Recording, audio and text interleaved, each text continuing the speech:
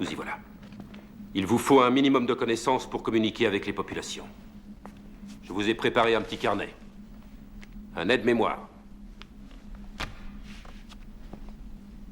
Quant à l'essentiel, je vais vous l'expliquer. Une fois la frontière traversée, vous serez non seulement à l'étranger, mais vous serez sur les terres d'un pays islamique.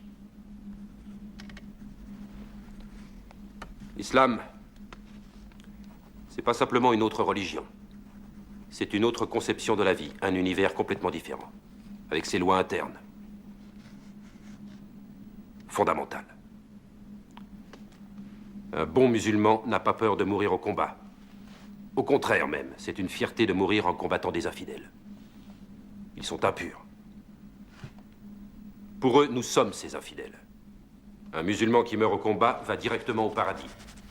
Et tout ce dont il rêvait dans cette vie l'attend dans l'au-delà.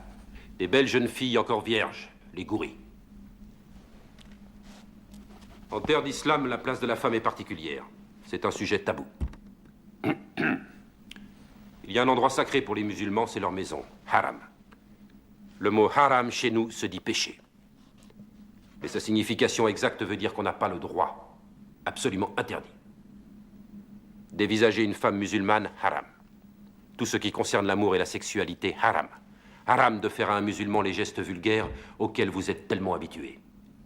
Même un civil peut vous mettre une balle dans la tête si vous l'insultez. Mais vous devez savoir qu'un musulman n'a pas le droit de salir sa maison avec la moindre goutte de sang. Si un musulman vous laisse entrer chez lui, vous êtes son invité. Tuer son hôte, même si c'est un infidèle, haram. Par conséquent, retenez bien ceci.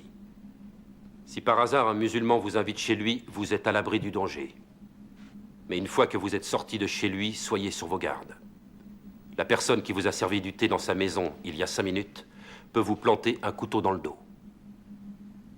Puisque tuer un infidèle est considéré comme un acte héroïque.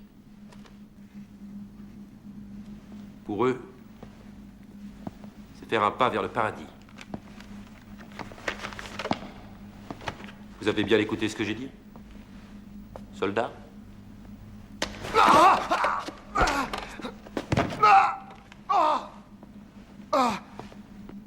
Je reprends. L'Afghanistan est un État formé de nationalités multiples. L'enfoiré! Il y a plus de 20 nationalités différentes. Les Tadjiks, les Turkmènes, les Ouzbeks.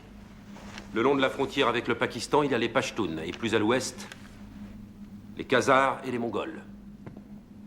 Ils sont implantés dans la région depuis les invasions tartares. Vous entendrez souvent le mot Khazar. Ce mot signifie 1000 en turc. Qu'est-ce qu'il y a? Vous vous en foutez? C'est pas intéressant, soldat? Très intéressant, capitaine. Mais comment est-ce qu'on va reconnaître l'ennemi dans tout ça? Vous le comprendrez très vite.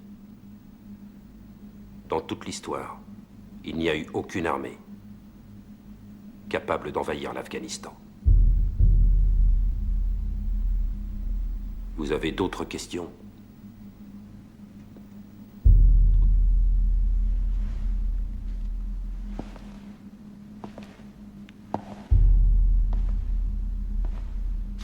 Bataillon! Garde à vous!